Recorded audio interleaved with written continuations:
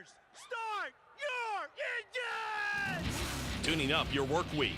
It's MRN Motorsports Monday, presented by Outback Steakhouse and brought to you by Hercules Tires and Grunt Style Apparel. Now, here are two guys that just can't part with their combs. It's Woody Kane and Joey Meyer. I got news for Jason Toy. I parted with my comb many, many moons ago. Woody Kane, Joey Meyer here on Motorsports Monday, talking about the week that was at Mid-Ohio and at Michigan, as well as what we've got coming up this weekend as we head back to Bristol for the second time this season. In the Truck Series, we see a last lap pass for the victory. In the Xfinity Series, a very late pass for the victory by Justin Allgaier. And in the Cup Series, Kevin Harvick waxes the field again. It's like Groundhog Day with him. Sort of. It's like every time. It's almost like deja vu all over again. 7th victory for Harvick this season. There was a little concern about maybe the engine overheating toward the end of that race, but the car didn't show any lack of performance, and nobody could get to him toward the end to even put a little pressure on him. You know, we did see a great competitive action with the Truck Series. We'll talk about that in just a little bit. Brett Moffitt squeaking by Johnny Sauter. Austin Cindric had a clear dominant day. An unusual set of circumstances allows Justin to take tires late in the race because he actually got spun out. They weren't going to take tires, and he took advantage of those new tires and marched his way through the field with a couple of restarts to get by Austin Cindric. Tough break for those guys. Fantastic win for the Justin Allgaier and the Brandt guys. And then really Kevin Harvick was just Kevin Harvick. You know, it's interesting. But an interesting thing that was taken away from the Cup race, NASCAR took 6 cars, 2 from each manufacturer, to take them to the aero wind tunnel side of things and also do engine dynamometer testing to make sure that everybody's still under the same playground, same box, if you will, and also give the ideas, the competitors from Ford, whether it's Penske and Stewart-Haas, an idea of where they stand inside their relative terms of how equal they are within the Fords. That's a good. And this is a periodic thing. It's a calendar thing rather than a what we saw at Michigan thing, right? No, absolutely. Well, Michigan is one of the better examples where aero and horsepower are displayed. We see the Brickyard, we see Michigan, Pocono, Texas. There's certain tracks that NASCAR says, okay, we know race teams are bringing their best piece of equipment, so we're going to test them after those races. And there was a clear issue after the race when Kevin Harvick was celebrating, which was an amazing celebration to talk about. There was a directive from NASCAR. Don't tear this car up during post-race. We're going to take it. Yeah. Don't spin the tires off of it, blow the quarter panels out of it. We're taking this car. So it was interesting. We'll find out what happens with that a little bit later on in the week. But Kevin Harvick wins, and that qualifies as Bloomin' Monday because he gets another top 10 finish. And you can head over to Outback Steakhouse, check out that new Bloomin' Blonde beer they've got as you see the playoff standings there. And you can also get that free Bloomin' Onion. But Kevin Harvick gets the victory. Brad Keselowski, a strong run, comes home second. Kyle Busch again up front. A lot of power shown by Austin Dillon and the RCR bunch. Also a good run for Ryan Newman. He had some problems late, but he had good speed in the car. Yeah, we have a different level of top 10 players that we'll talk about in a little bit in the on-track, off-track segment. All right, let's hear what Kevin Harvick had to say after his victory at Michigan. Kevin, you're just on a terrific roll this year. I think it's a historical season pace that you're going at. Are there times that you just want to pinch yourself and say, this is just a dream, I'm just having a video game type season? Heck yeah. And Keelan, how awesome is it to share this experience with your father and kind of see what it's like to have him have his best year yet? It was fun to enjoy that moment. Yeah, you know, I think as you look at the year, you got to remember, you know, I spent a lot of years not having the most fun and not having the most success. And you know, over the past 5 years, we've been able to win a lot of races and do a lot of things, you know, on the racetrack and winning races and championship. You know, so it's been you know, it's been an incredible amount of stuff and wins packed into almost 5 years now. So you know, for me, I'm just enjoying every moment because you never know when it's going to go the other way. And right now, our guys are just doing a great job, and I'm enjoying everything. So it was pretty cool today. We got to go celebrate together. Yeah, he's been with me for the last 3 weeks, so we've had a big time. So it's pretty cool to look over there on your victory lap and see your 6-year-old in the passenger seat and being able to enjoy it with you. So that was definitely way up there on the bucket list of things that you didn't expect. So that's pretty neat.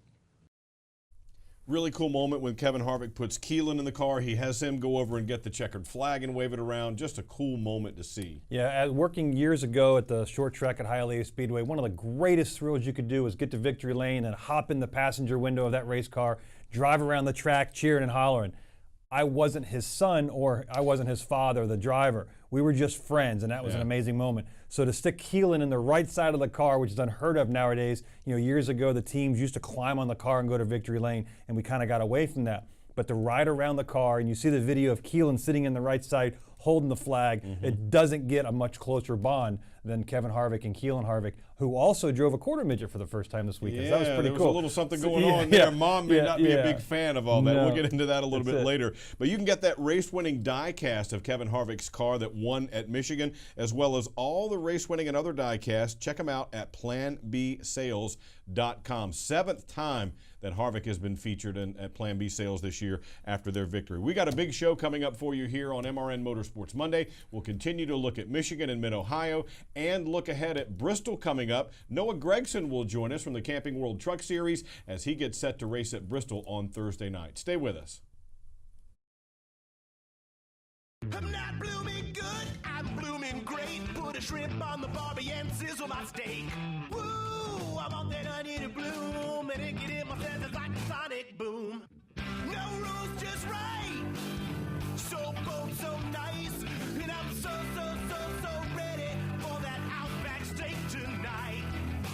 Outback Steakhouse, that's what it's all about. Outback Steakhouse. Blooming great.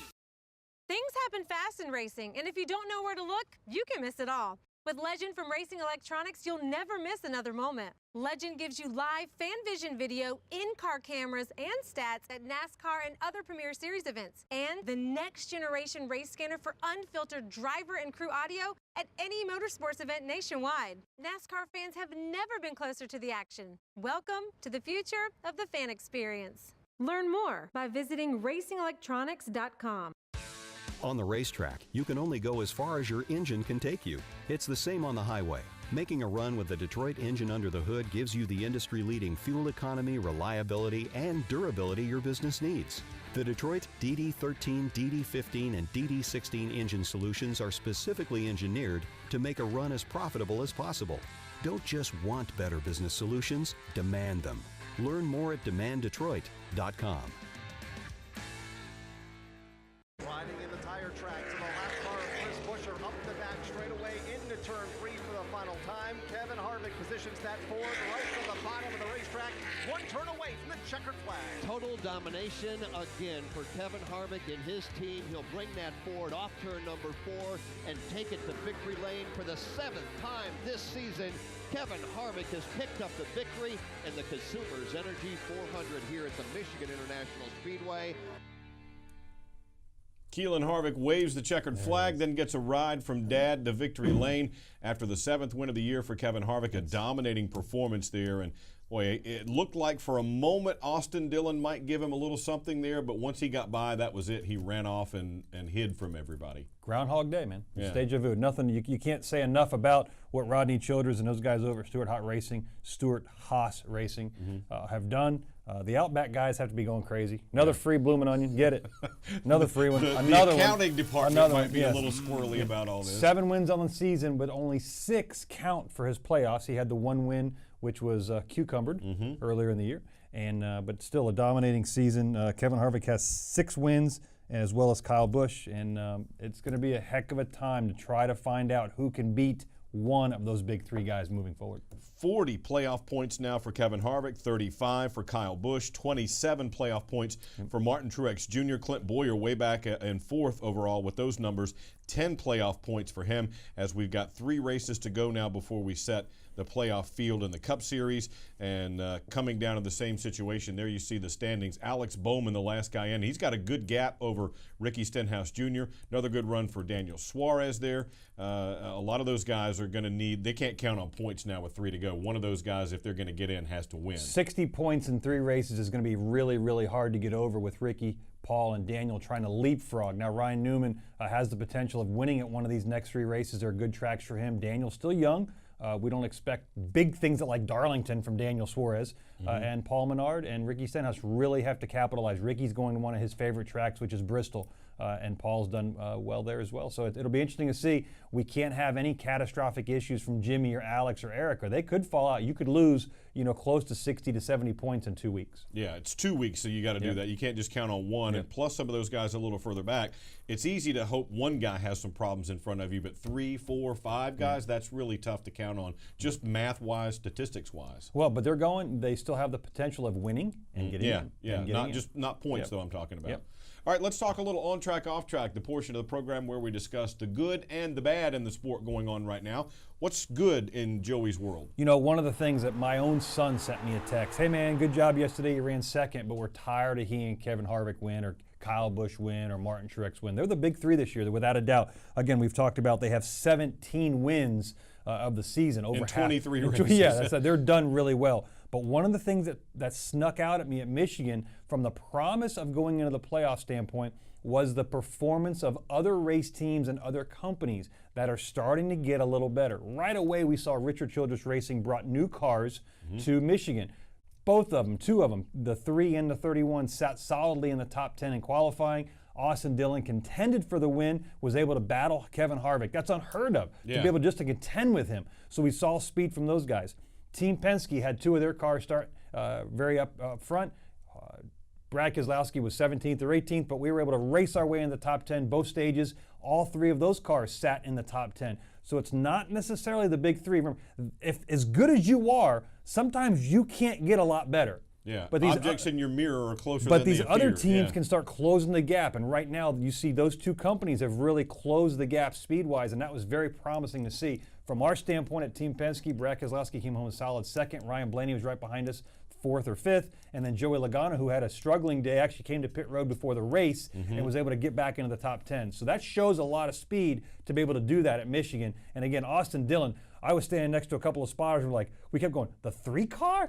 They ran well, they really did. And he's been saying for a few weeks, we've got to show something going into the playoffs here that we're going to be a threat, and they did. But nothing makes better sense and more happiness over at Richard Childress Racing today than knowing that was one of their brand new pieces, and it was boom, boom, fast click. And both cars ran well. Ryan Newman had some late trouble, I think an oil line or something like that. But you look also down the list, you got guys up there like Eric Almirola, another good run. Chase Elliott, despite a lot of trouble, comes home with a top 10 finish. So he got some good action going on there as well. Yeah, but a lot of teams are starting to creep up on these guys. It'll just be a matter of time when and if it's too late to showcase their speed in the playoffs. And the problem that those guys are facing is the big 3 have piled up a lot of playoff points so they can get past any issues that they may have when we get there. All right, what's not going quite so well? If we overlook the simple fact that over the number of years we've talked about debris cautions and the simple things that have caused debris cautions, and we have numerous camera angles from NASCAR with guys throwing things out of their car, foamy things, gloves and stuff. I'm really confused at how we missed that battery. And I know NASCAR is as well, and that's one of the things you're looking at. It's not necessarily putting blame on anybody, but how can we really increase the visibility of, we have corner workers, we have spotters all around the track that are working for NASCAR. But to have an object the size of little Joey right here, at least, bouncing along the track and driving itself through the nose of that 13 car, causing a catastrophic failure. He hit the wall really hard. Yeah. We just really need. And there was a fire for a brief time, too. Exactly right. Well, I mean, you go through the radiator, the oil coolers there, it really creates a problem. But really, how did we miss that battery on the track? And I know NASCAR is looking at it. Listened to Steve O'Donnell this morning on the radio show, and they're a little confused even. But we really can't overlook the fact that we really missed a battery being on the racetrack. Do we have any kind of sense of how long it was there before this happened? That's what I'm saying. They're looking at video, but not only how long it was there, but really the race team that it came from. And if they find any negligence on the race team that it came from, you can expect a pretty significant fine. Yeah, a lot of teams questioning or wondering what happened there up and down pit road, and that was certainly something that you don't want to see. I mean, a wreck is one thing. You get a tire rub from banging with somebody, that's one thing. But to run over a piece of debris, Ty Dillon said, I was hoping it was just a glove or something. It wouldn't hurt the car too bad, but not the case. Yeah, well, you're going over 200 miles an hour in that location of the racetrack. You'd like to be able to swerve like you would see like a turtle in the road. Yeah. You simply simply can't do it. Yeah, that's going over 200 miles an hour. That's what Ty said. There was just no time by the time. And plus, he had somebody on the outside of him and nowhere to really go that way, so he would have had to go low and just not enough time to make that happen at that speed. All right, another big show coming up for you here. We've got coming up Noah Gragson from the Camping World Truck Series, second in the overall standings, a good fourth-place run at Michigan on Saturday. They race at Bristol on Thursday night. You can hear it right here on the Motor Racing Network. We'll talk to him next, and some Xfinity racing to talk about before the end of the program.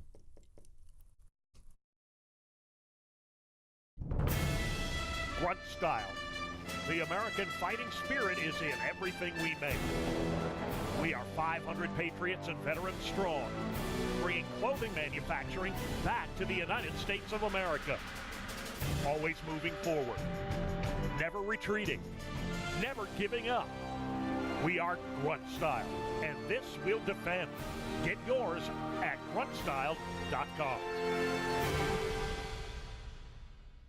I'm not blooming good, I'm blooming great. Put a shrimp on the barbie and sizzle my steak. Woo, I want that onion to bloom, and it get in my senses like a sonic boom. No rules, just right. So cold, so nice, and I'm so ready for that Outback steak tonight. Outback Steakhouse, that's what it's all about. Outback Steakhouse. Blooming great.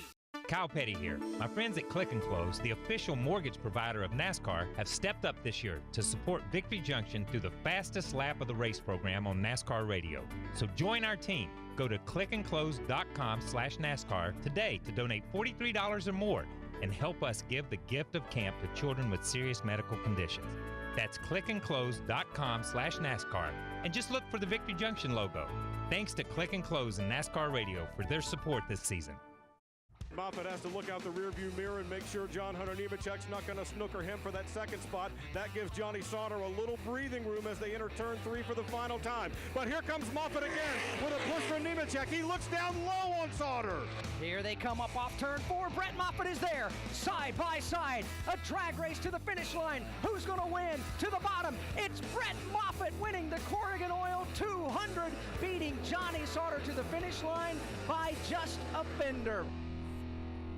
What a finish in the Camping World Truck Series at Michigan, and a big win again for Brett Moffitt, who looked like he was not going to be able to get by Johnny Sauter, but in the end he found a way, got a little push there, I think, from John Hunter Nemechek to get by in the end. And joining us on the guest line now, the man who finished 4th in that race, Noah Gragson, 2nd in the overall standings. And Noah, welcome back to the program, and tell us a little about Michigan, because it looked like several different guys had the strongest truck at different points in the race. How did your race go? Well, first off, thanks for having me on. And yeah, Michigan was a fun but kind of challenging race.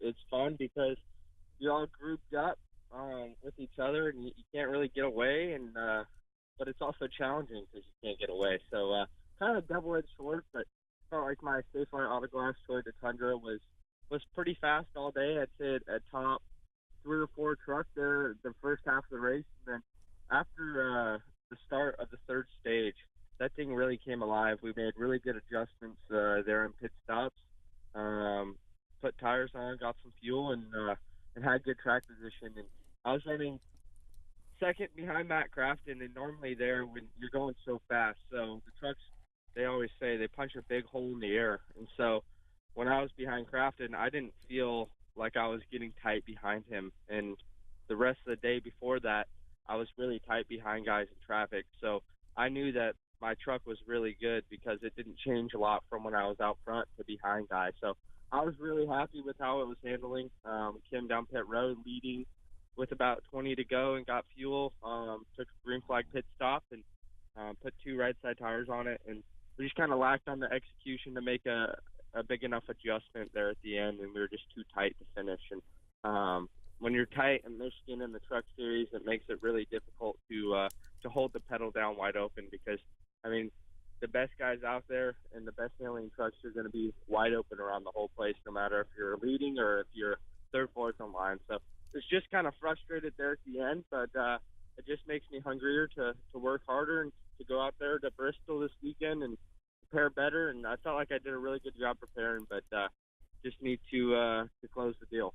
Noah, one of the things you're dealing with on a Monday afternoon, as most race teams do, is you break down Michigan and you go, okay, what could we have done better? And that works out really cool. And you had a top 5 finish. You led a number of laps. And you're like, okay, we had a pretty good Michigan. Now you look forward to Bristol. You're like, okay, it's a completely different animal. It's one of the shortest tracks we race on. It's one race to the playoffs. We're going to talk about Bristol a little bit. But now, big picture, man, you guys are in the playoffs. And after Bristol, you have that 7-race run to try to get to Homestead. Big picture-wise, what's the one thing when you sit down and go, man, we need this one more thing for the playoffs? What is it? Executing late in the race. We were fast in practice every single weekend, either fastest or top 3 in qualifying, which 4 poles has been really good this year and has had a lot of speed, I think, other than at Daytona and Eldora. We qualified in the top 3. So really, really happy on that part. And beginning of the races, we're good. The first half to 3/4 of the race, we're really good up front, but it's just and working with my team at Kyle Busch Motorsports there for that last quarter of the race, the last part of the race where we have to finish and close the deal to get to victory lane. That's where we need to do a better job. A lot of it's on myself. So I got a great group at Kyle Busch Motorsports, Rudy Fugel, the rest of the team. I'm going to debrief with Kyle today, talk about kind of what Bristol's like, just kind of pick his brain a little bit, try and learn some stuff. I felt like we were fast there last year, but we had a pit road penalty with the gas man over the wall too soon, and once you get shuffled back there, it's really hard to pass with the new VHT. So just going to try and do the best I can do, but ultimately, for big picture, you gotta have those top 5 finishes for the chase and to make it to Homestead. But I really want to win. I've only won 1 race this year.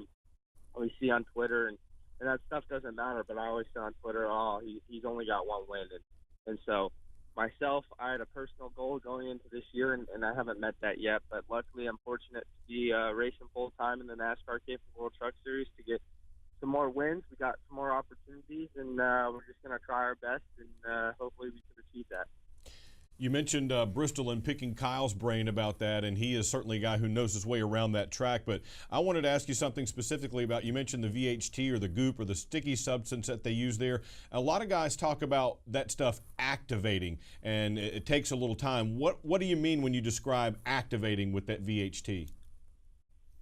So with the VHT, I'm not really that educated on it, but from what I have kind of come to conclusion on is they use VHT, which is one compound of stuff, sticky stuff, slime, whatever, and then there's PJ1, and the PJ1, I guess it's already ready to go. So if you run, let's just say for Bristol, that's the most popular example, that's the VHT. You have to run down there for 20, 30 laps in practice. Last year I was the first guy on the racetrack, and it's really, really slick when it's not heated up. So you have to run several laps where the VHT is, and then it starts heating up, and it becomes stickier and stickier and stickier. But when it's not worked in yet and there's no heat in it, it's really slick. And then on the flip side, the PJ1, I guess it's already activated somehow, the chemical compound or whatnot. And so with that, it's already activated, and it's already really sticky and finds up the heat into it. So Bristol, hopefully we can be the first ones on the racetrack and just start getting that track heated up there on the bottom. And but it's so challenging. It changes. They spray it before the race or before the race weekend, but as the race goes on, rubber starts getting laid down, and the VHT starts to get pulled up from the racetrack, so it loses grip. So that's what I really want to focus on talking to Kyle about, is how he thinks the VHT changes throughout the race, and what he'll do differently when it does change. Noah, one of the things you've done a couple of times this year and in the past is run some Xfinity races. Do you have any future plans during the playoffs to intermix any Xfinity action with the Truck Series? No, unfortunately. Really pushing hard for more opportunities in the Xfinity Series, but as of right now, Joe Gibbs Racing, the team I ran 3 races with, finished second in my debut. They don't have any more opportunities, so kind of unfortunate, but that's the cards we kind of got dealt. But just very fortunate to be able to make 3 starts. I never thought as a kid growing up that I'd even race in the Truck Series, much less the Xfinity Series. So it was a dream come true to run those 3 races, and just really striving hard for more opportunity. You and Kyle Busch both said before that Xfinity experience that you hoped that would help you with the truck. Did it, in fact? Do you think it helped you? And what kind of takeaways did you get from that you could apply to the truck? Yeah, I think just working with another group, Joe Gibbs Racing, they did a really good job grooming young drivers up throughout the sport, and being able just to work with them and my crew chief Eric Phillips over there and talk to the other drivers. I worked with Christopher Bell last year at Kyle Busch Motorsports, and so I kind of knew him a little bit, how he did stuff on and off the racetrack that could help me. So really leaned on Christopher Bell, Brandon Jones for information, and just getting into a different race car, having to trick my mindset, I would say, to how to drive those. They have a lot less splitter, a lot less spoiler, a lot less downforce in general than the trucks do. So they're kind of out of the racetrack, flipping and sliding a lot more. So I had to retrain my mind on when I got out of the truck at Dover into the Xfinity car and vice versa. I felt like I made a good transition throughout that getting in and out sort of deal. Got out of the truck race, and then qualified the next morning, cold turkey, and qualified second at Dover. So it was just fun. It was a lot of fun getting into a different race car and ultimately just making laps. And every time you're behind the wheel of the seat, it's you can always learn. So just tried to take every lap to my advantage and learn as much as possible. Well, it certainly looked like it did work well, and you performed very well in it, and hopefully we'll see you some more in those Xfinity cars as we go on. Well, Noah, we appreciate your time. Look forward to catching you on Thursday in the Truck Series at Bristol, and right up on playoff time. Continued success, man. Thanks for your time. Okay, thank you, guys. I sure hope to get to victory lane some more and hopefully be talking to you guys on the MRN. Absolutely. There you go. Noah Gregson, the driver of the Safe Light Auto Glass Toyota Tundra at Kyle Busch Motorsports, second in the standings right now, chasing Johnny Sauter. He's just ahead of Grant Enfinger as we get closer and closer to playoff time. And, well, he's been performing well. You know, he mentioned he only had the one win, but he had some spectacular runs that he didn't win. Remember trying to dive underneath Johnny Sauter at Dover? And he's had some really electrifying runs this year. You know, and you love the youthful enthusiasm that he actually sets goals for himself, and I'm sure it's more than one win. He said he hasn't reached his goal. A lot of guys would be happy with one win on a very short Truck Series opportunity, right? But he's got the one win solidly in the playoffs, second in points, but he's like, I haven't reached my goals yet. Yeah. You know, and that's what drives these young kids, man, because they set goals before the year even starts, and we'll go to Bristol and the playoffs beyond. But he's right there. Kyle Busch Motorsports, Rudy Fugle. How cool is it to lean on Kyle Busch? Yeah. Not a bad encyclopedia to have to draw info from. All right, we got to take another break here on MRN Motorsports Monday. As we go out, we'll hear from Brett Moffitt, the winner at Michigan. You know, I already see him unless something weird happens. You know, he's going to be one of the Final Four at Homestead, and he's the only other guy to win 4 races this year, and it's good to be able to join him on that level and get some points back on him. And you know, we're tough competitors and we don't like losing to each other, so it's good to go out on top. I'm a better hunter than hunted, I guess. It seems to be if the money's on the line, I can grab that extra gear and get aggressive. But yeah, you don't need to lead all of them. We kind of had a rough little patch there where we still had really fast Tundras and everyone was working hard, but we just didn't have things go our way and we didn't execute the races like we needed to. So it's good to have one work out. I wouldn't say we had the most speed today, but we had a really good handling truck, and that was what was key. And we've had good trucks all year long. So it's just an honor to get to drive them. We got a lot of momentum going in the playoffs now. Got some more playoff points today, and that's a positive feeling.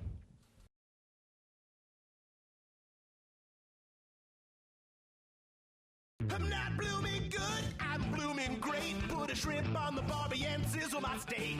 Woo, I want that onion to bloom, and it get in my senses like a sonic boom. No rules, just right. So bold, so nice, and I'm so ready for that Outback steak tonight.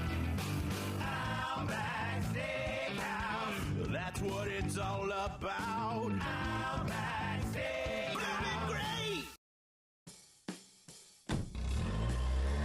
Citywide to countryside, whatever you drive, wherever you go.